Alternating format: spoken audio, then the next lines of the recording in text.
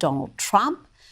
We will rebuild our cities, including Washington, D.C., making them safe, clean, and beautiful again. Kamala Harris. The policies that we have been proposing are about fixing a problem, not promoting a problem.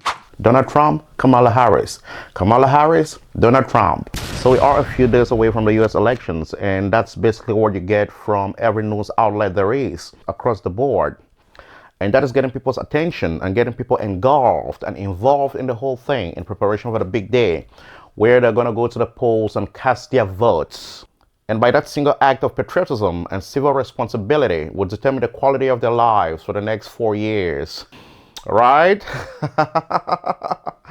Wrong. Permit me be the bearer of the news you may not like so much by telling you right here and now that elections are going to change nothing. And in effect, they never do. What's going on right now, my friends, is nothing but a show. And Kamala and Donald Trump are nothing but the biggest actors there are on stage right now. Bigger than any figure you could imagine in Hollywood. You see, I used to be very fanatical about politics, and I studied all sorts of politics from ancient times to medieval times to modern times because I always had a belief it mattered, not until recently. In effect, quite recently, that I stumbled on some work, and it exposed me to just a wealth of knowledge on how things really function around the world, and especially in the United States. The presidents come and go, but the country runs exactly as some people you've never heard of in the media want it to run. Russia's Putin, for example, is on multiple records where he explains how he has had to talk with multiple US presidents, and they all made him understand that, well, they thought they would have powers once elected presidents, not until they got elected, and then into the White House, and then got paid a visit by men in black suits who come and let them know exactly how things are going to run. Я уже общался и с одним президентом США, и с другим, и с третьим. Президенты приходят и уходят, а политика не меняется. Знаете почему? Потому что очень сильна власть бюрократии. Вот человека избрали, он приходит с одними идеями, к нему приходят люди с кейсами, хорошо одетые и в темных, как у меня, костюмах, но только не с красным галстуком, а с черным или с темно-синим. И начинают объяснять, как нужно делать. И все сразу меняется, понимаете? Это происходит от одной администрации к другой. The point is the country is going to run exactly as it has to, irrespective of your vote, but rather by the decisions of a few. And so what's really going on right now with the election fever is you being sold an illusion that you matter and that your votes matter, and that based on the decisions you will make come election day, the outcome of your life, the quality of your life for the next 4 years will be a little different and better.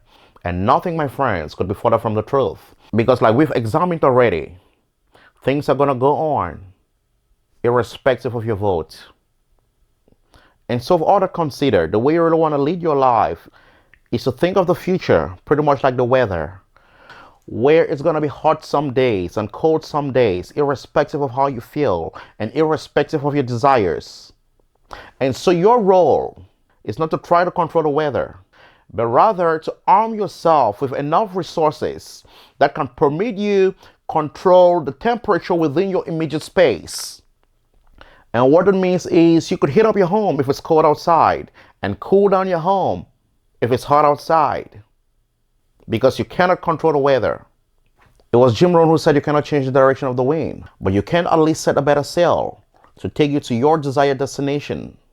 And how do you set a better sail in a capitalistic economy? Quite simple. Get money. Be rich, period.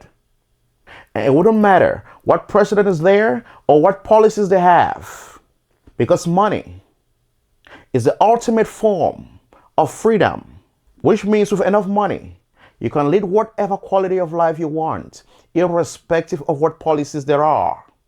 Your life is going to be miserable if you are a couple $100,000 under in credit card debts, irrespective of whatever policies are in place, irrespective of whatever is going on in the economy, irrespective of whatever is happening in the southern border.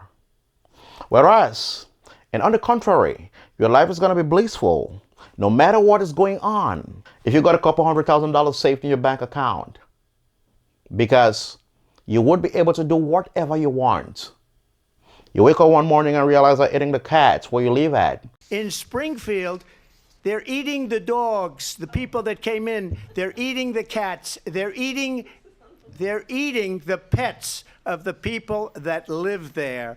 You can move to some other state, to some other place. You wake up one morning and you decide, well, maybe this place has become too woke for my kid. You don't want your kid to be taught in school, for example, that there are 400 genders. But there are now 72 different ways on Facebook to identify your gender. Are we going to allow the children of this country, literally, this is where this will go, to identify as anything they like? And what does that do to our society? I think the guidance from the Church of England is, it's entitled Valuing All God's Children. All you need to do is move the kid to some other school or some other place where the child is raised exactly the way you want. That's what happens when you have money. And so the real trick in a capitalistic economy is to make money. Simple. And so what you really want to be focusing on is getting the right financial education and making the right financial choices. Because when you make the right financial decisions, you end up with savings and not debts. Especially in America, because the hallmark of American identity is the whole idea of the American dream. And what's the American dream? It's having big flashy things and living outside your means. And that, my friends, is a recipe for chaos. If you would educate yourself and avoid unnecessary mortgages and live well within your means, you will end up with savings. And your savings over time will make you rich. And when you become financially independent, then nothing happening around matters.